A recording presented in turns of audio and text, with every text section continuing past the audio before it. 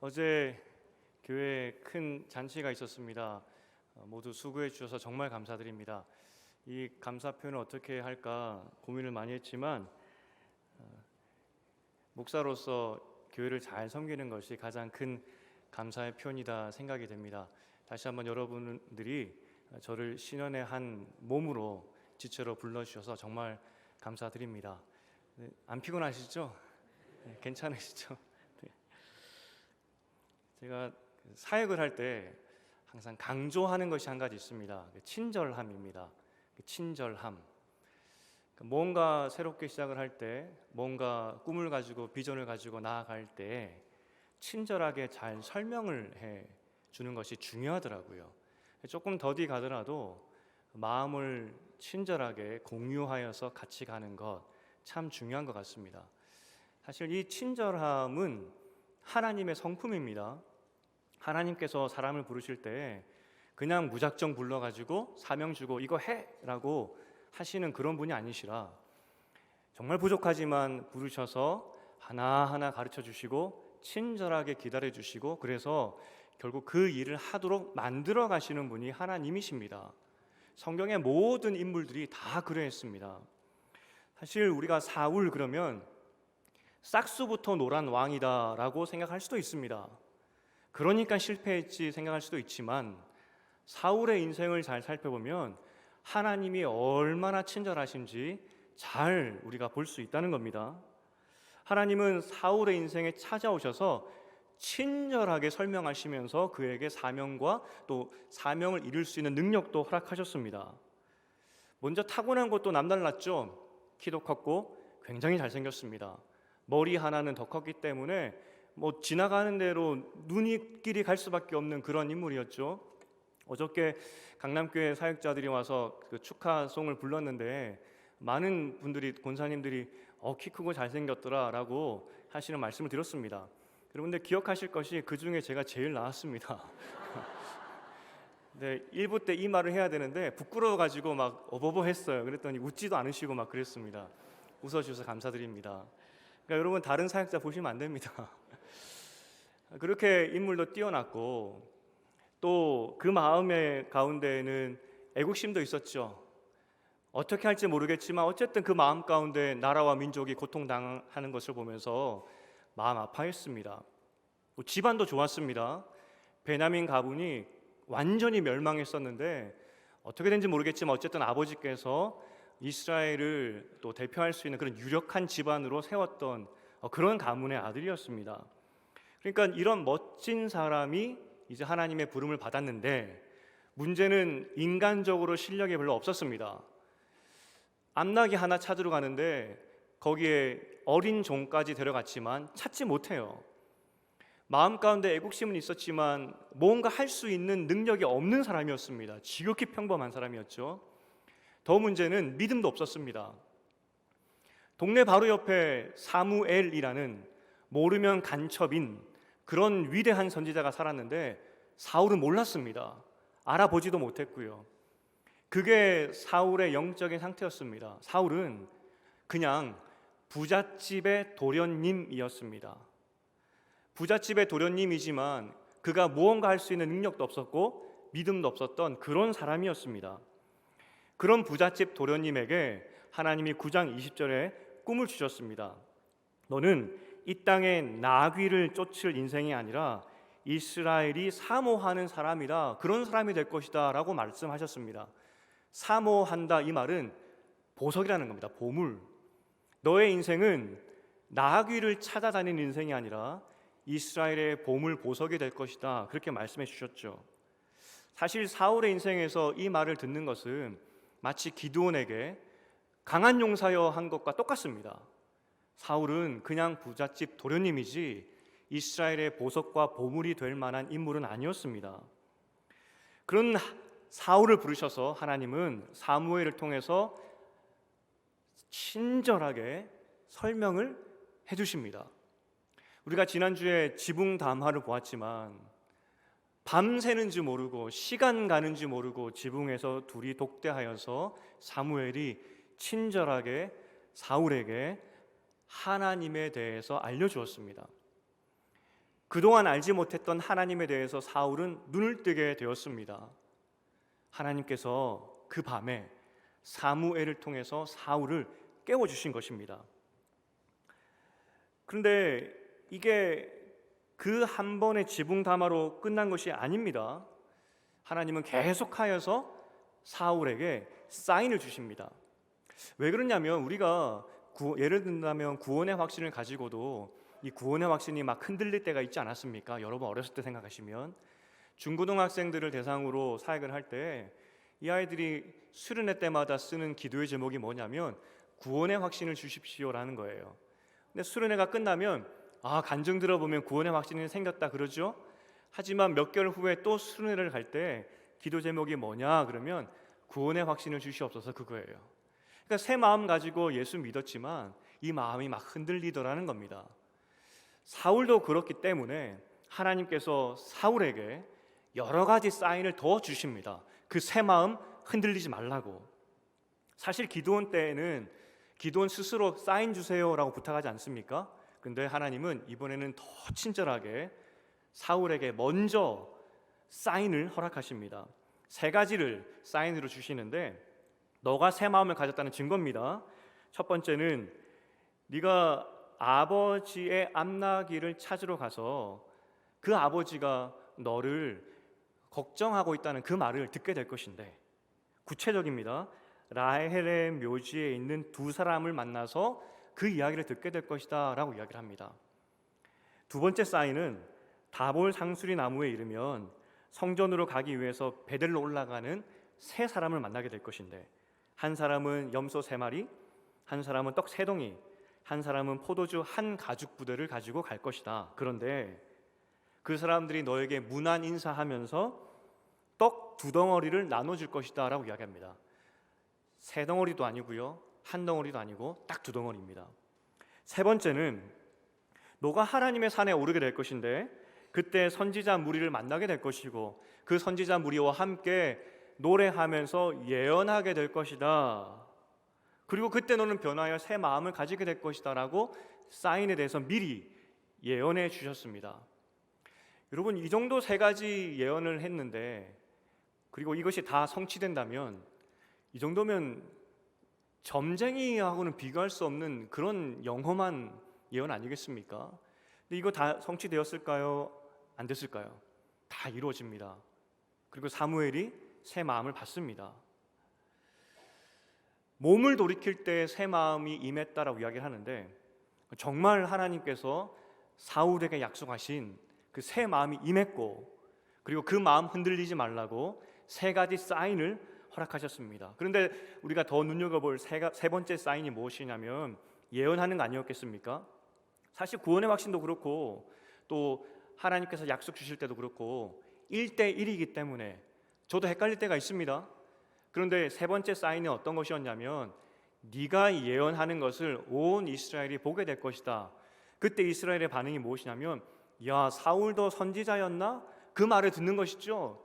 그러니까 사울이 지금 새 마음을 가졌다는 것은 사울 스스로에게만 확증을 주신 것이 아니라 온 이스라엘에게도 확증을 주신 겁니다.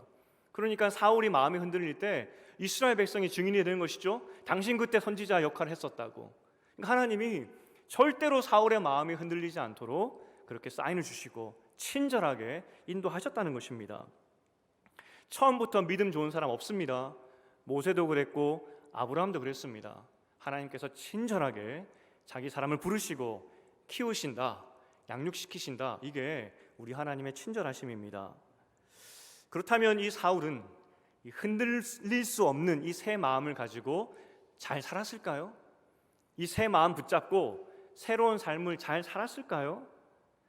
하나님은 혹시 사울이 그럼에도 불구하고 그 새 마음에서 떠날까봐 한 가지 더 카드를 주십니다. 우대권 같은. 저랑 비슷한 연배들은 그 부루마블 게임을 아실 겁니다. 거기에서 절대 카드가 있죠. 우대권입니다. 이것만 있으면 다 이기는 것이죠. 하나님에게 사울에게 절대 카드를 주셨습니다. 뭐 포커로 치면은 조커가 될 수도 있겠고, 연배가 많으신 여러분에게 이 카드를 뭐라 설명할까? 뭐 쌍피? 어떻게 해야 될지 잘 모르겠습니다. 어쨌든 사울에게 마음 흔들리지 않는 절대 카드를 하나 주셨는데 그것이 10장 7절 8절에 나와 있습니다. 먼저 10장 7절을 보겠습니다. 함께 읽어볼까요? 시작. 이 징조가 내게 임하거든 너는 기회를 따라 행하라. 하나님이 너와 함께 하시느니라. 그러니까 새 마음을 가지게 되면 너는 네 마음대로 살아도 된다는 겁니다. 왜냐하면 새 마음에 이끌렸기 때문에 실수 안 한다는 것이죠. 하나님이 함께하기 때문에 반드시 너의 길은 하나님의 길이고 하나님이 도울 것이다. 와, 대단하지 않습니까? 그리고 한 가지 더, 이제 이게 절대 카드입니다. 10장 8절입니다. 우리 함께 읽어보겠습니다. 시작. 나는 너보다 앞서 길갈로 내려가라. 내가 네게로 내려가서 번제와 화목제를 드리리니 내가 네게 가서 내가 행할 것을 가르칠 때까지 7일 동안 기다리라. 새 마음을 가지게 되면 그는 그 새 마음 가지고 하나님 일하면 됩니다. 하지만 또 인생이 그렇게 쉽진 않잖아요. 하다 보면 왕정 시스템을 또 갖추어야 되는데 이게 어려울 수도 있습니다. 그렇게 어려움에 봉착을 하게 되면 너는 길갈로 내려가서 7일만 기다리면 된다. 내가 7일째 되는 날 반드시 와서 하나님께 예배하고 네가 무엇을 해야 되는지 알려주겠다라고 약속해 주셨습니다.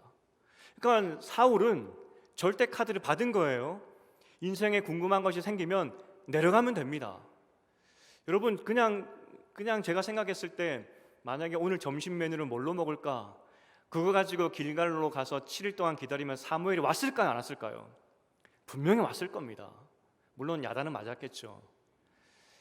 절대적인 약속이었고 반드시 하나님이 너에게 말씀하시겠다는 약속이었습니다.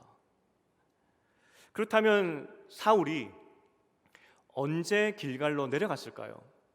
사실 왕정 시스템을 시작하는 것이었기 때문에 산적한 그런 문제도 있었을 것이지만 이미 사울은 하나님의 새 마음을 가졌기 때문에 하나님께서 그의 지혜대로 왕정 시스템을 잘 만드신 것 같습니다.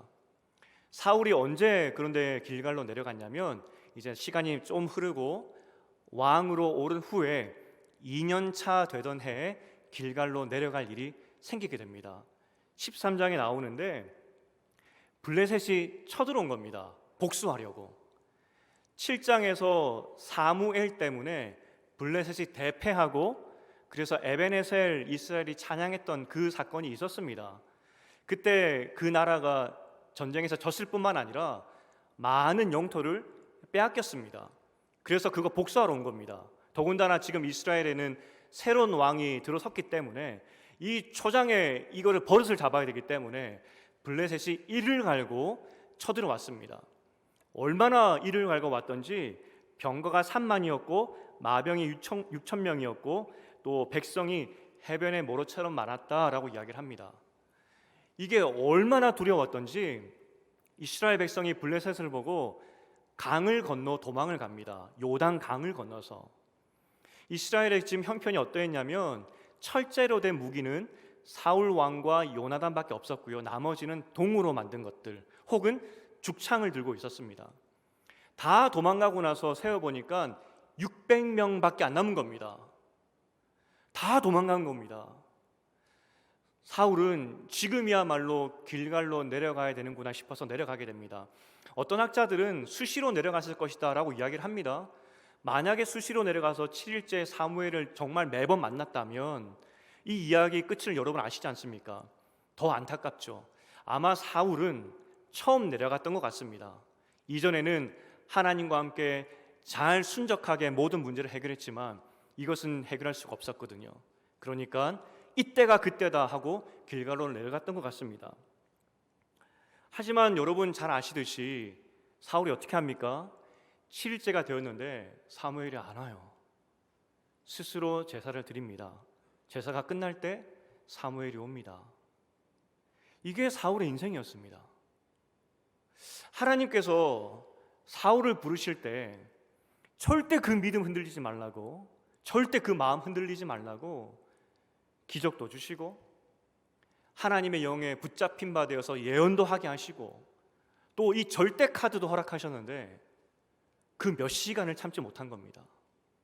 그 몇 시간만 참았으면 사울 역시 다윗처럼 솔로몬처럼 훌륭한 왕이 되었을 것입니다.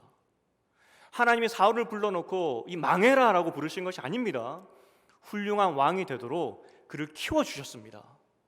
하지만 그 단 몇 시간을 사울은 참지 못했다는 것이죠. 아니, 이렇게 새 마음 가졌던 사람이 어떻게 이럴 수가 있을까? 새 사람이 왜 그랬을까? 왜 이렇게 마음이 쉽게 흔들리는 것인가 하는 생각이 들기도 합니다. 하나님의 친절함이 완전히 무너져 버렸습니다.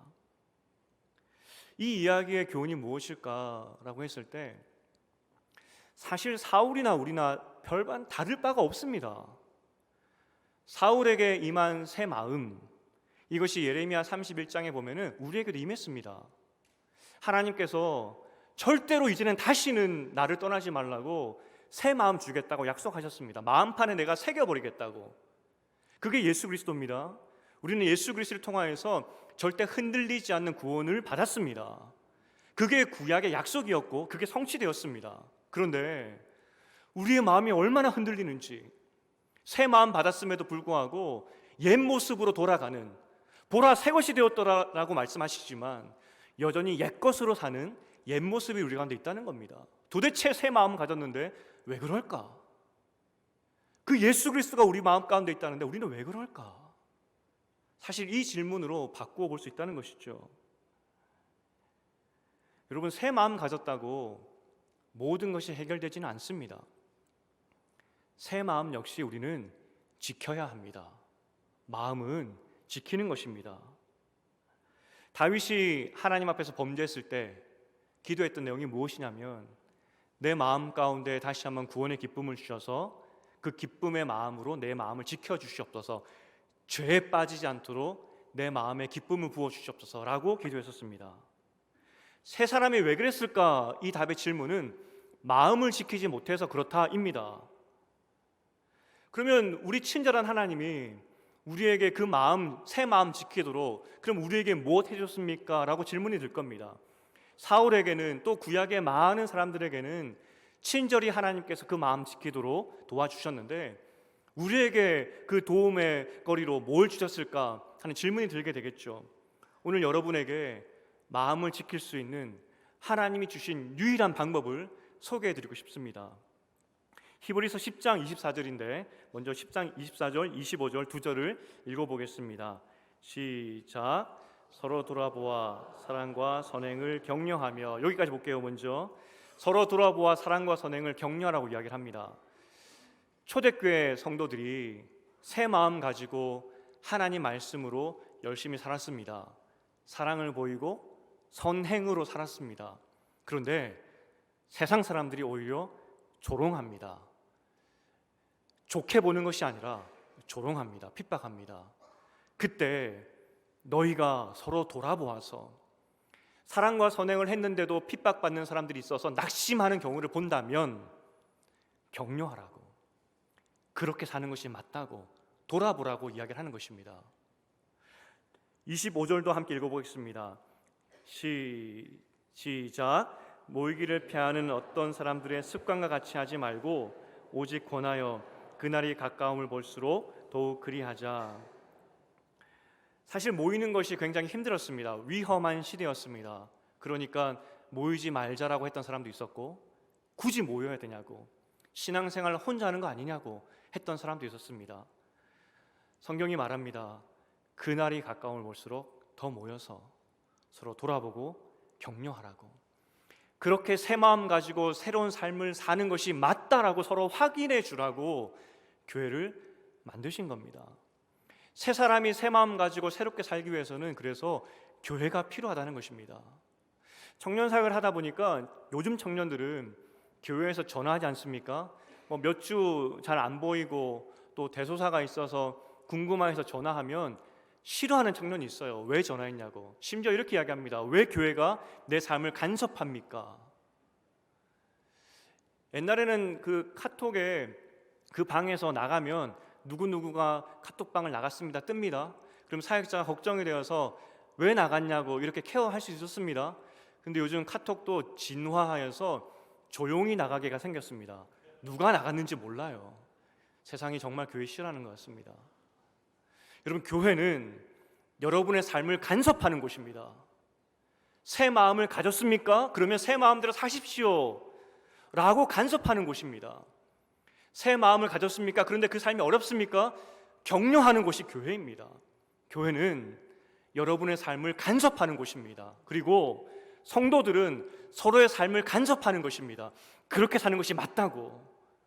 혹시 그렇게 사는 것 때문에 힘들어하는 지체들이 있다면 격려하고 위로하는 곳, 삶을 간섭하는 것이 교회고 성도의 관계라는 것입니다. 하나님이 새 마음 가지고 잘 살라고 우리를 만나게 하신 것입니다. 사울에게 지금 필요한 것은 더 강력한 사인이 아닙니다. 더 강력한 기적이 아닙니다. 더 강력한 사무엘 같은 선지자가 아닙니다. 사울을 깨워줄 수 있었던 그 어린 종 같은 사람, 다윗에게 요나단이 있었듯이 말년의 여호수아에게 갈렙이 있었듯이 그 길이 맞다고 해줄 그 사람이 필요했던 것입니다. 사울이 기다리지 못해서 제사 드리려고 했을 때 사울 당신 그러면 안 됩니다. 사무엘이 조금만 기다리면 올 텐데 조금만 참읍시다. 우리 죽지 않습니다. 그렇게 말해줄 수 있었던 친구. 그런데 안타깝게도 사울에겐 그런 사람이 없었습니다. 여러분의 인생에는 있습니까? 여러분의 인생 가운데에는 그러한 친구가 있습니까? 여러분이 이제 새로운 목사를 뽑으셨습니다. 여러분의 손으로. 젊은 목사가 왔으니 기대하는 것이 있을 것이고 더 세련된 것을 또 기대할 수도 있습니다. 새로운 것을 기대할 수도 있습니다. 하지만 제가 아는 교회는, 우리가 믿는 교회는 그는 외형적인 것을 추구하는 것이 아닙니다. 새 마음 가지고 새 삶을 살라고 가르치는 곳이고 서로 격려하는 곳이 교회입니다. 그러한 교회 되기를 저는 꿈꾸고 있습니다. 저에게는 모교 고향 친구들이 있는데 졸업할 때는 한 10명 정도 넘게 졸업했던 것 같습니다. 그런데 지금 연락하는 친구들은 한 5명 정도 돼요. 그때 10명 넘게 졸업할 때 다 대학을 갔는데 딱 한 친구만 대학을 못 갔습니다. 그 친구는 20살 때부터 바로 직장을 다녔고 그 친구 덕분에 대학생 때는 많이 그 친구가 사주는 것도 많이 먹었던 참 좋은 친구입니다. 근데 그 친구가 직업이 무엇이었냐면, 제가 유학 갔을 때 그 친구 직업이 무엇이었냐면 용접공이었습니다. 큰 배에 들어가는 파이프를 용접하는 것이었는데 그 몸무게가 100kg 정도 되고요, 키가 187 정도 됩니다. 얼굴은 또 험악해요. 그래서 그 친구랑 어느 날 길을 가는데 머리를 짧게 자르신 분들이 지나갑니다. 그 친구가 이야기합니다. 와, 무섭다 그러더라고요. 우리가 뭐라 했냐면 네가 더 무섭다 그랬습니다. 그렇게 생긴 친구입니다. 그 친구가 이야기하기를, 용접공이란 이야기, 그 친구가 대화를 하다가 제가 어느 날 그 시차가 있으니까 저는 밤에 전화를 한 거고 그 친구는 점심 때였습니다. 한 유학 1-2년 차였던 것 같은데 너무 힘들었습니다. 공부도 못 하겠고, 왜냐하면 머리가 나쁘니까 학비도 걱정이 되고 미래가 어떻게 될지 두려운 마음이 있었습니다. 야, 이러다가 공부도 못 마치고 한국 돌아가는 거 아니야? 하는 생각도 들었고, 그러니까 그때 제가 머리를 너무 많이 쥐어 뜯어가지고 제가 앞머리가 없습니다. 그때 다 빠진 겁니다. 그런 답답한 마음에 친구와 통화를 하게 됐는데 친구가 이야기를 합니다. 여름이었기 때문에 그 당시 용접하는 그 곳이 한 40도까지 올라간다고 합니다. 그리고 쭈그려서 하기 때문에 관절도 아프고, 제가 기억하기로 한 2-3번 관절 관한 수술도 했었습니다. 너무 일이 힘들기 때문에 점심 먹자마자 사람들이 하는 일이 그늘을 찾아서 낮잠을 잔다고 합니다. 너무 힘드니까. 근데 그 친구가 저랑 통화하는 거예요. 제가 미안한 마음이 들죠. 근데 그 친구가 이야기를 합니다. 상순아, 나는 잠을 포기하고 지금 운동장을 걸으면서 너를 위해 기도하고 있다 그러더라고요. 잠을 자야 되는데, 쉬어야 하는데 멀리 유학 간 친구 좋은 목사 되게 해달라고 기도하고 있던 친구가 있었습니다. 제 마음이 흔들릴 때 그 친구의 기도를 저는 기억했습니다. 나중에 공부와 사역을 다 마치고 한국에 돌아와서 청년 사역을 시작했는데 한국의 청년들이 정말 힘들게 살더라고요. 매주 똑같은 설교를 하는데 나중에 미안했습니다. 이런 설교로 청년들이 힘을 얻을 수 있을까? 이런 설교를 해도 내가 되는 것일까? 하는 막 미안한 마음이 매주 몰려왔었습니다. 그러다가 여름에 휴가를 얻어서 부산에 내려갔습니다. 그 친구가 이제 직업을 바꿔서 요리를 해서 배달하는 그 요식업을 하는 그런 직업을 가졌었습니다. 여름에 갔는데 오토바이 타고 배달하지 않습니까? 머리도 큰 친구가 들어가지도 않은 헬멧을 구겨놓고 그렇게 배달을 다니는데 더 마음이 미안하고 그런 마음이 사실 복잡한 마음이 들었습니다. 친구와 이런저런 이야기를 하다가 제가 솔직히 물었습니다. 내가 목사인데 내가 너에게 무슨 설교를 하면 너는 위로받을 수 있겠냐고, 힘을 얻을 수 있겠냐고. 내가 매주 똑같은 설교를 하는데 미안해서 설교 못하겠다고. 너라면 내가 어떤 설교를 해야 되겠냐고 제가 물었습니다. 친구니까. 친구가 이야기를 합니다. 그냥 말씀만 전하라고. 제가 다시 한번 묻습니다. 그게 매주 똑같은 말을 하는데 미안해서 설교 못하겠다고. 친구가 다시 이야기를 합니다. 그 친구 가게가 자기가 다니는 교회 바로 앞에 있었습니다. 교회 바로 앞에 젊은 집사가 열심히 새벽 기도도 하면서 앞에서 그렇게 가게를 하고 있으니 목사님들이 와서 기도도 많이 해주시고 또 이런저런 이야기도 많이 하신다고 합니다. 목사님과 친해졌기 때문에 이제는 실제적인 조언도 해주신다는 것이죠. 집사님 집을 사셔야 됩니다. 그런 이야기도 해주신대요. 그만큼 친했다고 합니다. 친구가 이야기합니다. 그런 걱정들 너무 고맙다고, 목사님 마음 충분히 이해한다고. 그런데 내가 교회 가는 이유는 그런 말 들으러 가는 게 아니야. 내가 지금 믿음 생활하는 게 맞다고, 이 길로 사는 것이 맞다고, 그거 확증 받으러 가는 거야. 그러니 그 말씀 매주 전해. 그게 친구의 이야기였습니다. 여러분, 교회는 새 마음 가지는 것이 맞다고, 새 마음대로 사는 것이 맞다고 확증시켜주는 것이 교회입니다. 그리고 성도들을 왜 붙여주셨냐면 함께 그렇게 사는 것이 맞기 때문에 기도하면서 격려하면서 그 삶을 살아가라라고 우리에게 믿음의 친구를 붙여주신 것입니다. 여러분이 오늘 어떤 마음으로 예배 왔는지 잘은 모르겠습니다. 어떤 말씀을 기대하고 오셨는지 잘 모르겠습니다. 이미 잘하고 계신 분도 있을 수도 있습니다. 하지만 교회의 목적은 새 마음을 가진 사람이 모여서 새 마음이 맞다고 확증받고 서로 확증해 주는 것이 교회라는 것입니다. 새 사람이 왜 그랬을까? 우리도 그렇게 될 수 있습니다. 새 사람으로, 새 마음으로 살기 원한다면 우리는 매주 교회를 통하여서, 말씀을 통해서, 또 우리 지체들을 통하여서 확증받아야 됩니다. 이렇게 사는 것이 맞다고.